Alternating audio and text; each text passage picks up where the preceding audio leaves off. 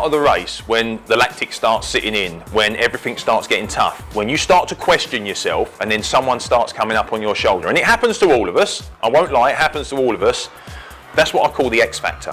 Whenever I got hit with a hurdle that wasn't necessarily planned, I put my shoulder down and I just drove straight through it. No one can ever, to this day, point their finger at me and say, Dino never tried, because 100% every single day is what I gave.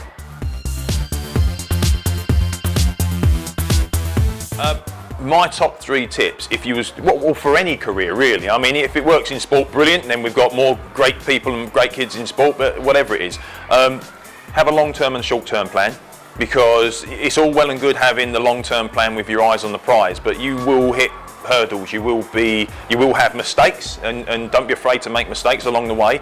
And so, you know, tiny targets on week or month or even yearly sort of strategies is very important, because then you start to see the micro improvements. You know, very hard to sit there and go, in 10 years time I want to be a professional athlete. That's a long time to reach your goal. You know, set some very realistic short-term targets.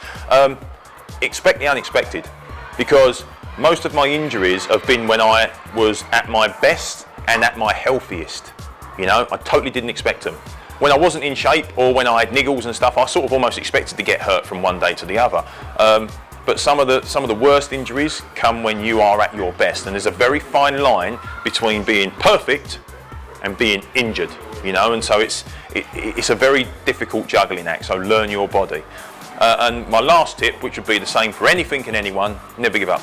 Never give up. The people that give up never achieve anything. You know, fail again, but eventually you will succeed.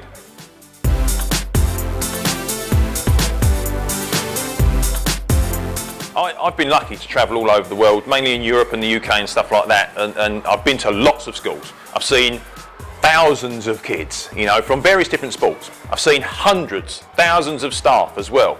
And I don't say this to everyone, because obviously I'm, you know, you have to earn a compliment from me, but this is by far in the top 10% of every place I've ever been, student and staff.